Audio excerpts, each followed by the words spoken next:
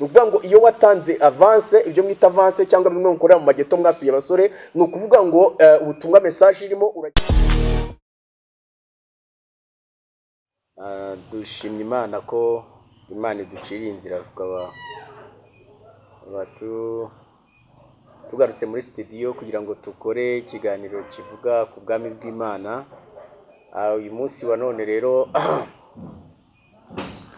dushimiye Imana yaciriye inzira Ganza, ukaba wabashije kuboneka, izina ry'Imana rihabwa icyubahiro. Amen.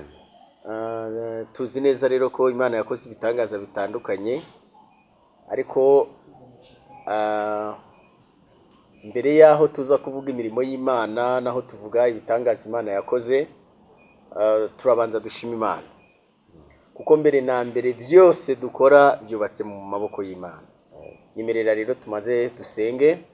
Mana, mu izina rya Yesu Kristo wa Nazareti, ndagushimye kuri Imana y'ibimenyetso n'ibitangaza. Mu izina rya Yesu Kristo wa Nazareti, muri iki gitondo cy'umugisha, muri aya masaha duhamagaye imbaraga zawe, reka wururuke guhora ku ngoma Imana, uhagarane natwe muri iki kiganiro, ntabaritwe na gato, ahubwo izina ryawe rihabwa icyubahiro. Reka ubuntu bwawe bukomeze kubana natwe, duhagaritse kirogoye umwanzi Satani, dukwisasa ibyarogoye ibyuma, mu izina rya Yesu Kristo wa Nazareti. Bana natwe muri iki kiganiro rero, kandi bazacyumva natwe turabasengeye kugira ngo Uwiteka Imana agire ishuri bazagira icyo bakuramo, kandi bagire no kugambirira neza. Urakoze, ndagushimye cyubahiro cy'ibicyo mu izina rya Yesu. Amen. Amen. Imana y'amahoro niha umugisha abaduteza amatwi. Dushimiye abaduteza amatwi kandi kuri Bibiliya imbaraga zacu, twongeye kugaruka mu kiganiro. Imana y'amahoro nibaha umugisha. Turabashimiye cyane uko mwagiye mudukurikirana mu bihe bitandukanye. Turabashimiye abagiye bakora subscribe kuri urubuga, dushimiye abanditse comment, dushimiye abakoze share n'abandi bose.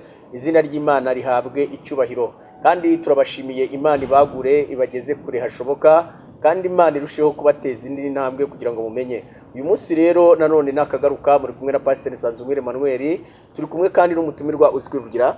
Batubwira akazina kawe? Ganza Celestin, muvuga butumwa. Yitwa Ganza Celestin, muvuga butumwa kuva muri Zion Temple. Kuva muri Zion Temple. Ganza, amakuru y'imisi meza, aciye kinini zitabonana. Yego. So turashima Imana ko muri bazima. Yego. Imana ikomeje gukora imirimo. Yes. Ganza Celestin, dufitanye amateka menshi cyane, nyuma yaho twagiye tunyura muri byinshi bitandukanye, yaba mu kazi ka leta, yaba mu yindi mirimo twagiye tunyura mu bitandukanye. Hose Imana yagiye ibana natwe, none twongeye guhurirana kandi no ku ijambo ry'Imana. Ibi ntabwo wabishimira Imana? Ni icyubahiro gikomeye, kuko twanyuze mu rugendo rurerure cyane. Mbere mu mateka tutarakira Yesu nk'umwami n'umukiza, nyuma twongeye kubonana, twongeye guhurira mu murimo w'Imana, twarahinduriwe amazina, tutakitwa babandi twitwaga. Haleluya, haleluya. Wabaye umupastori, amen, amen. wabaye umubwiriza butumwa bwiza, amen. Nta kintu dushinja Imana. Ntacyo twashinja Imana. Uyu munsi rero turaganira ku kiganiro gifite insanganyamatsiko, turibashishwa mu gukozi w'Imana nk'umuvuga butumwa, n'ubundi turi buganire ku mayoberane yo mu minsi y'Imperuka. Amayoberane yo mu minsi y'Imperuka niyo tugiye kuganiraho. Turifashisha igitabo Yohana wa mbere. Reka mwene data dufashe. N'urwandiko Paulo yandikiye, n'urwandiko rwanditswe na Yohana, urwandiko rwa mbere. Ibice ni 2. Ni amagambo maremare, ariko turayifashisha. Ni urwandiko rwa mbere rwa Yohana, ibice 2, umurongo wa 18. Turasoma mu izina rya Yesu. Amen. Bana bato, tugeze mu gihe cy'imperuka, kandi nk'uko mwumvise yuko antikristo azaza, niko nanone hamaze kwaduka ba antikristo benshi, ndetse nibyo bitumenyesha ko igihe cy'imperuka gisohoye. Ba antikristo benshi. Nidushaka tuganirira. Jaye tuvuge kuri ba antikristo benshi bamaze kwaduka. Nawe ujye ubabona? Ba antikristo bariho.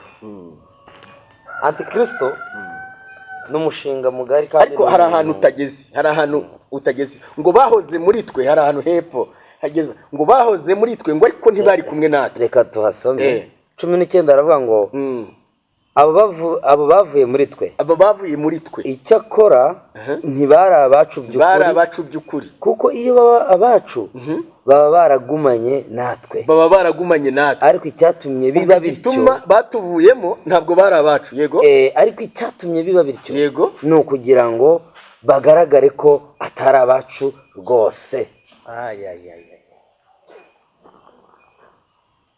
Simbizi niba muri Zion Temple ibintu ngewe ndi kujya mbona muri iki gihe namwe muri kujya mubibona nk'umuvuga butumwa, ariko burya ijisho ry'umuvuga butumwa icyo mbizi riba rikerebutse, riragenda rikajya kuvumbura. Hari utuntu twinshi ndabizi iri mu iteraniro, ntabwo uhumye, ufite n'amaso y'umwuka. Hari uko Imana iguhishurira ikaguha, ikakwereka ikibuga turimo uko kimeze. Bitari n'ibyo no mu isi y'umwuka, Umwami Yesu ajya duhishurira akatwereka uko itorero rihagaze muri iyi minsi. Aba banti Kristo ujya ubabona? Bibiliya itubwiye ko hari ba antikristo, kandi ijambo ry'Imana ni ukuri ntiribeshya. Yego, turahura nabo. Ijambo ry'Imana ritubwira neza ngo nashatse, ni Pawulo wabivuze ngo nashatse itorero mu isi ndisangamo, nshaka n'isi mu itorero ndisangamo, ba antikristo mu itorero arisangamo hose. Ni ukuvuga ngo iyo ugiye mu isi urasangamo itorero, abakristo bari mu isi, washaka n'isi mu itorero ukarisangamo, n'abapagani n'abataramenye Kristo n'abatari mu rugendo rugana isi yose urabasanga mu itorero. Nicyo bivuze ba antikristo bo bari benshi mu buryo bwinshi butandukanye. Tuvuze ku bijyanye na antikristo, ntegura iki kiganiro kugira ngo tukiganireho, hari ibintu byinshi nari maze guhura nabyo mu isi y'umwuka.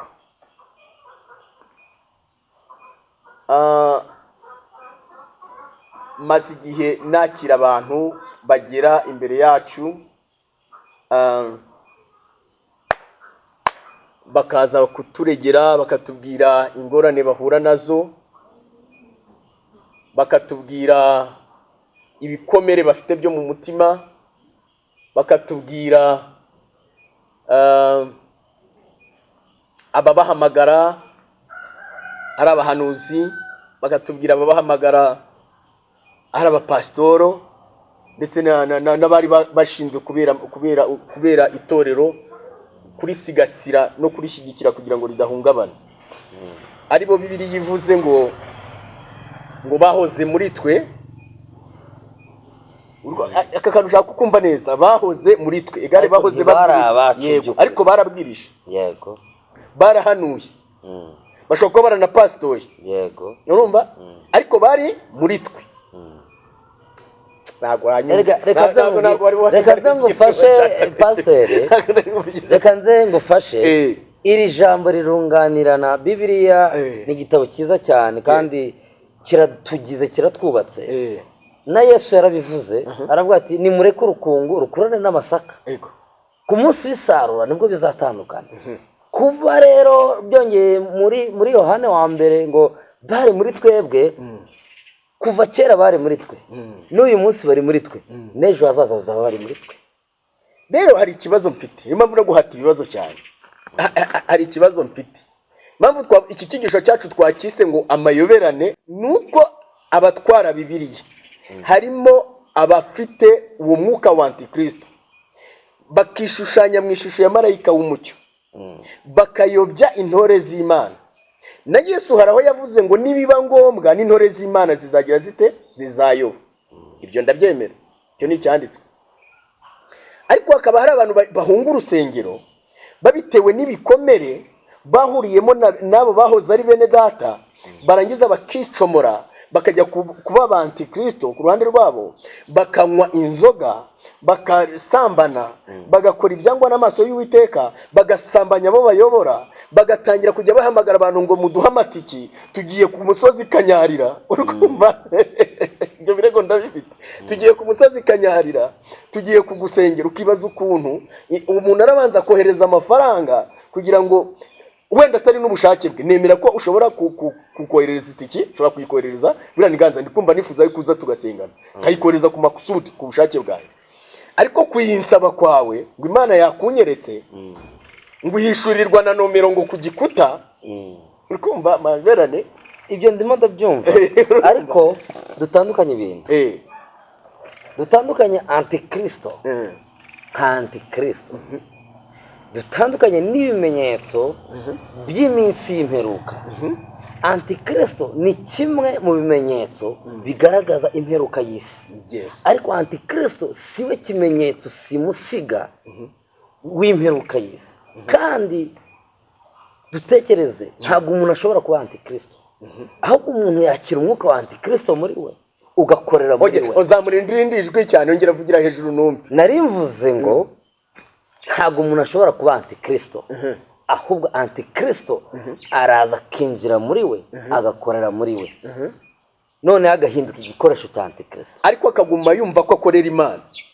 Birashoboka ko aguma kumva akorera Imana kubera ubumenyi bukeya no kuva mu mbaraga z'amasengesho, ariko biranashoboka yuko akorera antikristo azi umwami akorera. Birashoboka akaba bizi yuko ari gukorera antikristo cyane. None se nta baba barimo, kuko ngewe mpamvu uri kumva ndi kubihataho cyane mfite amakuru.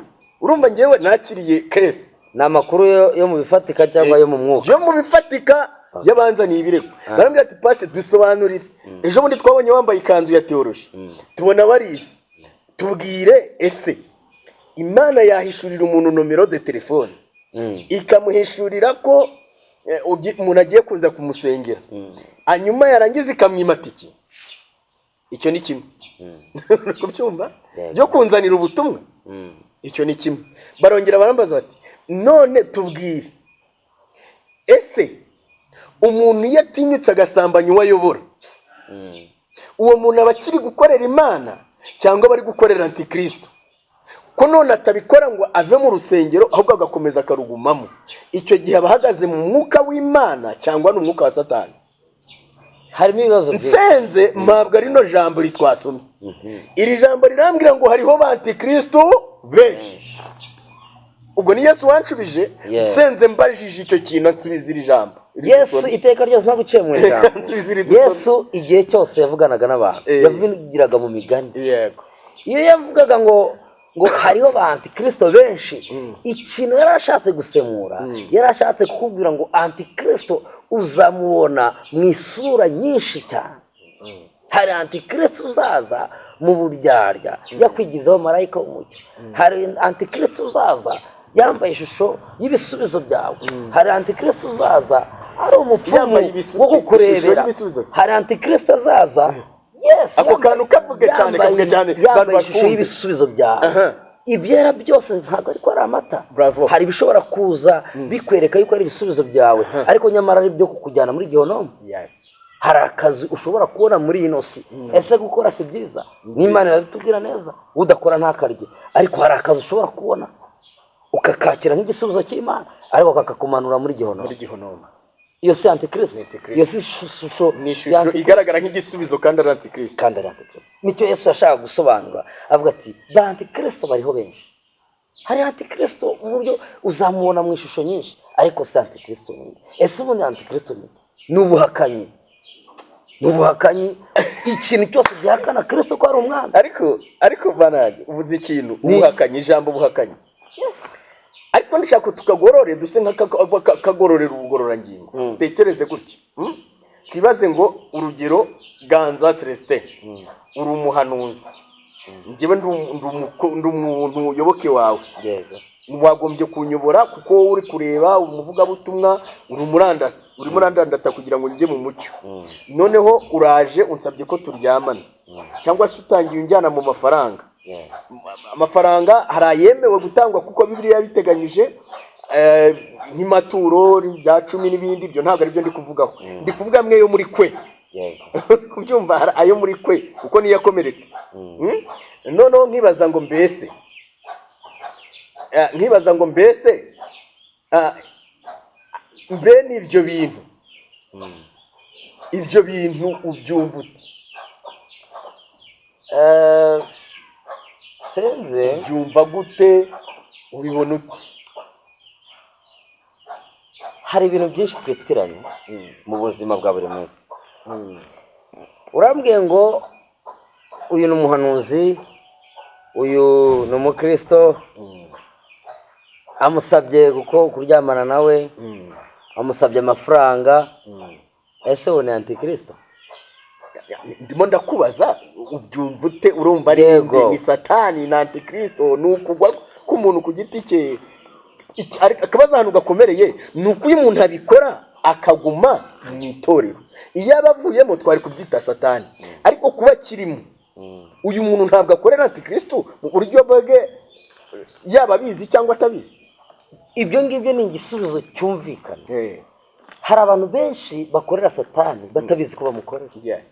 Hari n'abagenti, abaja ba antikristo batabizi ko babaye rekrite muri antikristo. Niba ubwiye umuntu uti kristo ni umwami, ejo ukamubwira ati dusambane, wahakanye kristo, wamaze kwambara ishusho ya antikristo utabizi. Ntituzamuciraho iteka, kuko uciraho iteka abantu ni umwe, ni data wo mu ijuru, ariko mu mashusho ya antikristo azaba yamaze kwambara. Ntibishoboka yuko ukorera ubwami bubiri. Niba udakorera ubwami bw'Imana, bivuga ngo ukorera ubwami bwa satani. Dukora iki noneho nk'abavugabutumwa muri iki gihe? Inama watanga kuri iyo point, mbere yo twimukira ku kindi kintu cya antikristo. Inama ni nyinshi. Wahambe n'uwo muntu wari umuririmbyi, umuvugabutumwa, umupasitoro niba bahari, n'abandi bantu bakoraga ariko bahagarara imbere y'abandi, bakabaye umuco w'abandi, ariko bakaba bari muri uwo mugi, bakaba barambaye umwambaro wa antikristo ariko bo batabizi, bakaba bahagaze mu itorero ko ntibarivuyemo, barasambanye ariko ntivuyemo, akoze mw'amanyanga ariko ntavuyemo, arasinze ariko ntavuyemo, akoze yambaye umwambaro wa antikristo ariko agumye hehe mu itorero.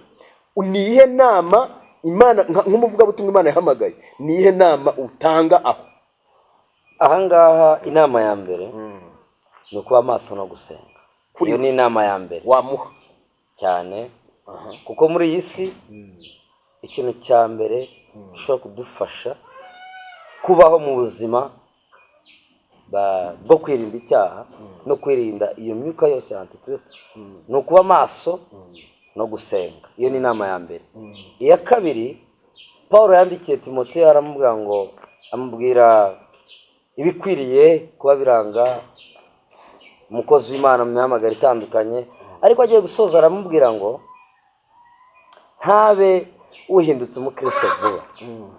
Ibintu byinshi bituma abantu bayobywa bakaba detourne mu mihamagaro, bakajya gukora ibintu bakajya gukora ibintu bihabanye, rimwe na rimwe bakaba abakozi ba satani, abakozi ba antikristo batabizi yuko babayeho. Ni ukubura ababyeyi bo mu mwuka, kubura uburere bwo mu mwuka, kuba badafite abo bigiyeho ku birenge byabo. Umuntu akavuka akaba umukristo, akaba umunyamasengesho, akaba umuhanuzi, akaba umuvugabutumwa, akarinda ubwo aba pastor, adafite umuntu n'umwe wamureze mu mwuka, akumva ko yabaye runaka kandi ataraba runaka. Kwinjira mu nshingano ziturusha imbaraga, ziturusha amavuta, kutumva yuko wageze uri ahantu runaka. Abantu tureke kwirukanka mu mihamagaro, turindire tubanza dukuzwe mu buryo bw'umwuka, bizatuma tutagwa mu mitego ya satani. Imana ibaho. Tubihuta rero dusoza, tugiye kuvuga ku kantu gato nanone nk'aka message dushaka guha abaduteza amatwi. Wenda uraza gusoza wasengera, wenda utanga n'igitekerezo cyako. Dufite abantu bari gusenga, impamvu bari kujya guhura n'ibyo bibazo byo kubasaba amanomero cyangwa se bakabajyana mu buryo butandukanye. Rimwe na rimwe abenshi bishinja ko bafite inyatsi, abandi bakishinja ko batari gusubizwa, ko batabona abagabo, bandi bakishinja ko batari kubona ibisubizo by'Imana. Ibi twaje kuvuga uyu munsi nta bitandukanye, ikiganiro twakoze gitandukanye n'ivugabutumwa, kinatandukanye n'ibindi bintu kirimo message, nuko natumiye uyu muvugabutumwa kugira ngo mfashe kugisesengura no kukivugaho, ariko dusenga tubaza impamvu y'ibyo bintu byose tumaze kuvuga hepfo. Imana yaduhoshubije muri iri jambo tumaze gusoma cyangwa twasomye, nawe uzakomeza urisome uzamenya abantu kristo bahari benshi. Ariko reka tuvuge nk'ibintu bigira muri bitanu bishobora gutuma uba inyuma y'amasezerano kandi ntiwakire ubwiza bw'Imana nyamana. Hari impamvu mvuze ngo ubwiza bw'Imana nyamana, kumvishije yuko hariho na kristo ugaragara mu mucyo, ariko mu by'ukuri yambaye ishusho y'umucyo, ariko muri we ari antikristo cyangwa ari satani. Nkavuga rero ngo ahangaha hari icyaha bita kwikinisha. Iki cyaha bita kwikinisha ndetse no gukora imibonano mpuzabitsina aho itagenewe gukorerwa, benshi bakunda kwita gusisa n'ibindi, ntabwo dutinya kwivuga hano kuko ni ibintu Imana ishaka ko abantu bumva. Ibi byaha biri kugenda bigafunga iterambere ry'abantu, bigatera inyatsi, kuko ni icyaha cyavumwe cyakozwe mu isi ya kera yarimbutse Isodomu n'i Gomora. Iyo wikinisha rero uba ukora ubutinganyi, ndi kukubwira ko icyo cyaha kiruta ubusambanyi busanzwe. Icyo ni icyaha cya mbere nkubwiye gishobora kugutera inyatsi, kigafunga iterambere ryawe, kigafunga amahirwe yawe, kigafunga n'urushako rwawe. Uko wabisenga kose utabashije kuba fata umwanya wo kwegera Imana neza nayo bukomeye, ntabwo ibyo bintu bishobora kupfa kuvaho. Kandi ukwiye kwegera umukuru w'itorero cyangwa se umuvuga mu bushumba, hanyuma akagufasha gusenga no kukwigisha kugira ngo ubashe kuva muri uwo mwuka ufunga iterambere. Umwuka wa kabiri turi buvugeho ni umwuka wo gukuramo inda. Ukuyemo inda irenze imwe, wishe abantu bagombaga kuba abadokteri b'isi, hanyuma nanone wicaye utegereje yuko abahanuzi baguhanuriye ngo ari ikintu uzabona. Ndakubwira ko ntacyo uzabona, kereka numara gufata umwanya wo kwegera Yesu Kristo, ugasenya urukuta rw'amaraso akurega ari hagati yawe y'uwo wishe na hagati yawe n'Imana. Inyuma mu gihe ukiri ibyo ngibyo ukorera antikristo, n'ubuhanuzi wakira n'ubwa antikristo ntabwo uzasubizwa kuko uri umwicanyi. Ikindi ni ukujya mu bapfumu. Bivuga ko uba ukora icyaha, ubwo ni icya gatatu, bivuga ko uri gukora icyaha kijyanye n'ububangikanyamana, kandi itegeko ry'Imana riratubwira ngo wubahe Imana imwe gusa azaba ariyo ukorera yonyine. Bivuga ngo rero iyo wagiye mu bapfumu ugatanga y'ubutunzi bwawe, ni ukuvuga ngo uba warangije kwambara inyatsi wizaniye batakuroze, niwe uba warabyikoreye. Ibyo byaha byose ni kuvuga ni umuntu ku giti cye ubyikorera. Ibi narasenze Imana impishurira ko ariko ibi byaha bifunga iterambere ry'abantu, hanyuma ntibagire ubusabane n'Imana. Noneho bakaba kure y'amasezerano, bakajya bibwira yuko ibyo bahanuriwe n'ibyo babwiwe byatinze gusohora. Ikindi kiyongeraho cya kane ni uguca inyuma y'uwo mwashakanye. Iyo waciye inyuma y'uwo mwashakanye, mwarasezeranye byemewe n'amategeko, ndetse n'ababandi bajya gushaka babanje gutanga avance kandi bakaza gushyingirwa gikobwa. Nukuvuga ngo iyo watanze avance, ibyo mwita avance cyangwa bimwe mukorera mu mageto mwasuye abasore, ni ukuvuga ngo ubutumwa message irimo uragenda ugaboroka urushako rwawe, niyo bwaba bwabukwe ukagenda ukabukora. Icyo gihe winjiza y'umuvumo wo kutanyurwa. Noneho buri gihe cyose ukajya uhora buri gihe uciye ku mugabo wawe, cyangwa se ukajya uhora nawe buri gihe cyose wumva utanyuzwe, bitewe nuko winjije umudayimoni mu rugo rwawe rushya, kubera yuko mbere yaho urwubaka wabanje kubaka ubusambanyi. Muzi ko ijambo ryavuze ngo inzu yubatse ku musenyi n'iyubatse ku rutare. Bivuga ngo ububakiye urugo rwawe mu busambanyi ntabwo urwo rugo ruzakomera. Ukwiriye kubanza kwihana. Niba ukiri umukobwa warabiguyemo, mbanza wihane mbere yaho ujya kwegera pastor ngo agusezeranye. Nyura mu gikari mwegerane, mumanze musenge, mukuru urwo rukuta hagati yawe n'urushako. Kandi n'umusore nuko nawe akwiye kubikora gutyo, ntabwo ari ku mukobwa gusa, no ku musore nuko. Ibyo ngibyo ndi kuvuga byose ni ibintu bitera inyatsi cyangwa bigasenya ingo. Ibi bintu ntabwo twareka kubivuga kuko ni ibintu biri gutuma mujarajara mu misozi no mu butayu no mu mavumo ngo muri gushaka Imana, nyamara mwarataye iby'ingenzi. Ibi ni mubikosora muzagenda mubona Imana.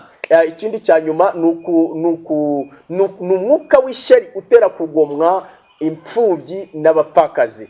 Ibi byaha rero tuvuze, kugoma imfubyi n'abapfakazi, niba abantu batagira shinge na rugero, ukagira umwuka w'ishyari ukabagira ishyari cyangwa ukabahemukira ukabagomwa. Wenda warabasigaranye uri nyirasenge, warabasigaranye uri se wabo, warabasigaranye uri iki, ukagenda ukajya kurya imitungo yabo, warangiza ukajya ubona nyuma uri kugenda uhura n'ibizazane mu muryango, ukibaza aho iyo mivumo yavuye. Kumbi n'Imana yakuvumye kubera yuko wariye ibiryo by'imfubyi cyangwa ari imitungo y'imfubyi n'abapfakazi. Niba abantu Bibiliya ivuga ngo batagira shinge na rugero, niba abantu Imana ivuga ngo nibo se, nanza bano bantu Imana yasinye ko ari bo niyibabyara.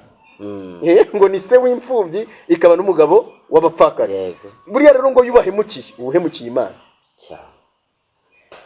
Bakundwa abari baduteze amatwi n'abari bari kudukurikira, ibi bintu mu byumve, nimurangiza mwegera ababyeyi banyu b'abashumba, mubona bari mu muhamagaro w'Imana, mubegere, niyo mpamvu bariho, babashumbe, babereke ukuntu mukwiye kuva muri ibi byaha, babereke kandi wenda udasobanukiwe, kubera ko hano ni ku rubuga, aho uri hose mu mahanga. Ndagira ngo ngushishikarize ubyumve, waba uri umuhungu, waba uri umukobwa, ukaba uri gukora ubutinganyi, ndagira ngo nkubwire ngo uri kure y'amasezerano. N'ibyo ubona ubihabwa na kristo, ariko ku mugabane w'Imana ntabwo birimo.